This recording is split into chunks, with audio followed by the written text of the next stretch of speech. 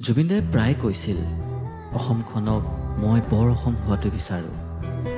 ঠিক তেওঁ কোৱাৰ দৰে যেন এতিয়া সকলোবোৰ বাস্তৱলৈ ৰূপান্তৰিত হৈছে।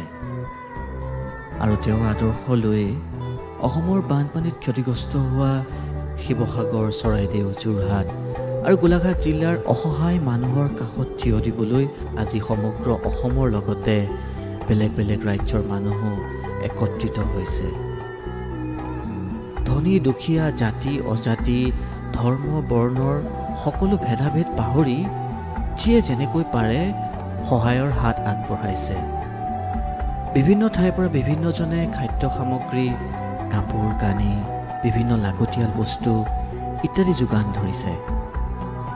কোনোবাই টকা পইচাৰে সহায় কৰিব পৰা নাই, যদিও শ্ৰম দান কৰি সহায় কৰিছে। কোনোবাই স্বাস্থ্যৰ বাবে সেৱা আগবঢ়াইছে, কোনোবাই আকৌ ৰাইজৰ ঘৰত, গাঁৱৰ নামঘৰ আদিত পানীয়ে এৰি যোৱা পলসবোৰ চাফ চিকুণ কৰি সহায় কৰিছে। কোনোবাই গান, কবিতা, নাটক নিজৰ ঠায়ে ঠায়ে প্ৰদৰ্শন কৰি বান সাহায্য তুলি বানপীড়িত লোকসকলক সহায় কৰিছে। কোনোবাই সেই অসহায় মানুহক এসাঁজ ভাত ৰান্ধি বাঢ়ি খুৱাই সহায় কৰিছে।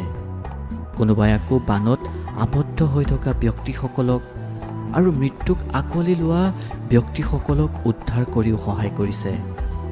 মুঠতে যিয়ে নকওক, চৰকাৰ, ৰাইজ, বিদ্যালয়, মহাবিদ্যালয়, বিশ্ববিদ্যালয়, সংগঠন, ইউটিউবাৰ, ব্লগাৰ, ব্যৱসায়িক সন্থা এই সকলোবোৰ ওলাই আহিছে।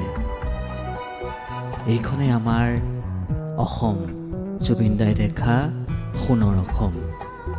আজি এই দুৰ্যোগৰ সময়ত অসমবাসীয়ে দেখুওৱা ঐক্য, সহমৰ্মিতা আৰু মানৱীয়তাই তেওঁৰ সেই আদৰ্শক সঁচাকৈয়ে সাৰ্থক কৰি তুলিছে।